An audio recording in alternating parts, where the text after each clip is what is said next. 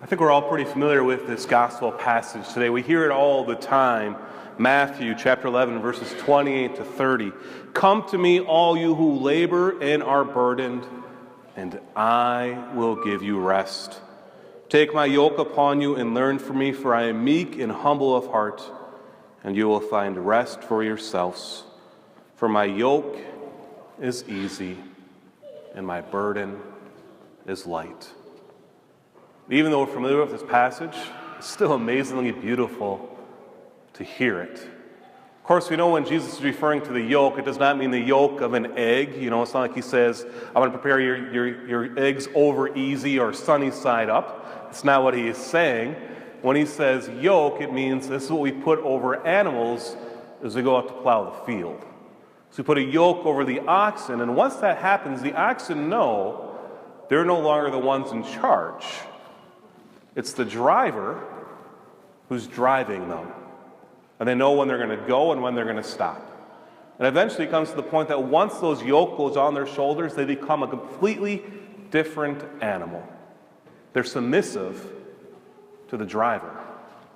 So we may be thinking in the back of our mind, wait a minute. I don't want to be yoked down by anyone. I want to be free. It's like, give me freedom, like Braveheart or something like that. But we know that's not exactly true. You see, if we're not yoked by God, if we're not driven by God, then we're driven by something or someone else. Sometimes even ourselves. We're the ones who all of a sudden, well, I'm going to be God, and look how good it's going to be. We know how foolish that is, by the way. And so when this happens, when we're yoked by someone or something else, what happens actually is this yoke is no longer easy. And a burden comes upon us, and we're weighed down by sin, weighed down by attachments, whatever it may be. And we experience this, by the way, most especially when we go to confession. See, whenever I go to confession and I leave, I always feel lighter. I joke around, I wish I was lighter when I left as well. I think it would be a great diet fad. People could go to confession and lose 10 pounds. I think the lines would be a lot longer. But even without that, I still feel lighter every time I go to confession, because all of this sin, this attachment to sin, is lifted off. And it's like I'm floating. And then I have an opportunity. Who am I going to let yoke me? Am I going to let God be the one who puts his yoke over me? Or am I going to be driven by attachments, worldly pleasures, whatever it may be? I know if I let God drive me, by the way, where's he going to lead me? To heaven. This is where he's going to lead me. If I let someone else drive me, it's not going that way, is it? It's going that way. There's a book that writes about this. It's an author, C.S. Lewis. You probably heard of C.S. Lewis, The Chronicles of Narnia. Probably his most famous Christian book, by the way, out there might be Screwtape Letters. But he has another great book called The Great Divorce. And actually, the original title of this book was Who Goes Home? Who Goes Home? And it's an amazing book, and it takes place, it's obviously fictional, but he does a great job describing what heaven is going to be like a little bit. And he uses the analogy that everyone has an opportunity to hop on a bus and go to heaven. And so the book cover right here is actually a bus with the destination heaven. And the reason he calls the book The Great Divorce is because there's a great separation between heaven and hell. But people can hop on this bus from hell and go up to heaven. So he has some characters hop on this bus at this bus stop. They start going. People start fleeing right away. But eventually they get to the waiting room of heaven, you could say. And all of a sudden they see how beautiful it is. There's mountains, and that's where heaven is, and they can see the beauty. But as soon as they step foot onto the grass, immediately it hurts a little bit. But some continue to wander on, and all of a sudden spirits show up to them. Angels show up to them. And there's one character who is a great artist on earth, and he sees the beauty of heaven. And he stops and he says, I need to go back down and get my tools so I can paint the beauty. And the spirit says to him, an angel says to him, whoa. You don't need to do that. We all can see the beauty here in heaven. You don't need to paint it. And the artist goes, but I want to paint it. Because this is who I am. Who I am is an artist. And this is how people associate me to be, an artist. And the Spirit says, eventually you can paint in heaven, but right now you need to be purified from your attachment to the prestige that goes along with it. And do you catch that word purified, by the way? Kind of sounds like purgatory, huh? A purification where we can be made more solid. And the way we can do this is by getting rid of attachments. For this artist, he had to get rid of the attachment of prestige and being lifted up. He was a great artist on earth, but he couldn't do it.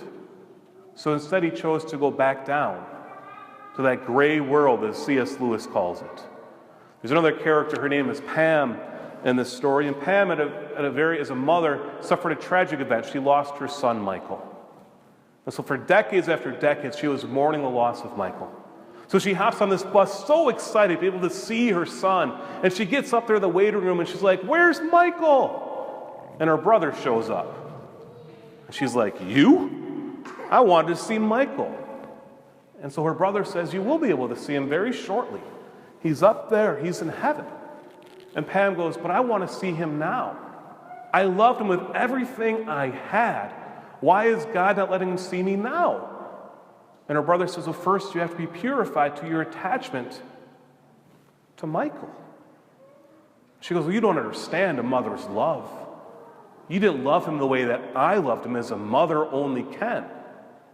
And her brother goes, that's true, but you actually loved him in an imperfect way. You see, you treated Michael like God and did not let God be the one you're called to worship.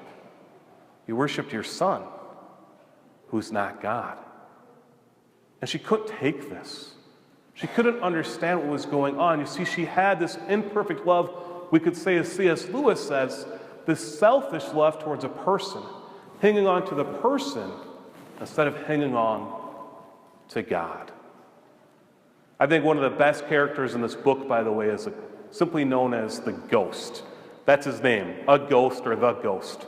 And the ghost starts walking towards the mountain, and he sees how beautiful it is, and he turns around. And so all of a sudden an angel says to him, are you leaving so soon? And the ghost says, I know that's where I want to go, but I can't get there. You see, it's not only me who's trying to get there, it's also this lizard as well. And that's where it gets a little funky, by the way, so please do not call the bishop and say, hey, Father Carlson's preaching about lizards in the middle of his homily. All right, do not do that. You see, this lizard actually represents sin. It's a reptile. We could even say it could almost be like a serpent. Serpent equals sin. The snake, Garden of Eve, you see that? It's Garden of Eden, all these things. And so this lizard, as C.S. Lewis points out, represents one of the deadly sins. In this case, it's the deadly sin of lust.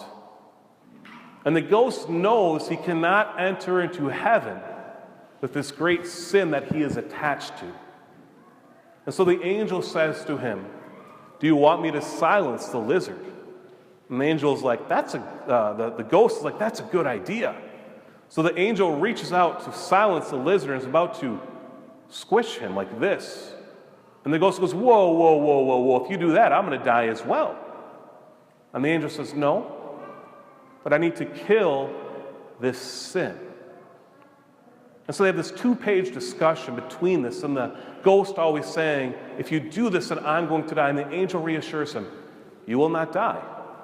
You'll be transformed into a new being. And eventually the ghost says, it's better for me to die than to live with this sin anymore. So he says, you may kill the lizard. So the angel reaches out and squishes the lizard.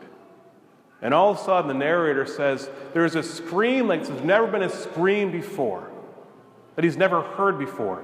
And all of a sudden, transformed in front of him, this ghost becomes this great man, is made solid. And the lizard is transformed as well into this great white stallion. And the man hops on the white stallion, and they ride to heaven. And so the narrator, C.S. Lewis at this time goes to his guide and says, how can this be? What happened there? And they simply said he acknowledged that he had sin in his life, and that all of a sudden God could transform this imperfect sin of lust into the perfect being of love. And this man was able to be purified. You see, in our life as well, we have these attachments. We need to be aware of this. We're attached to sin. We're attached to other people. We're attached to worldly goods.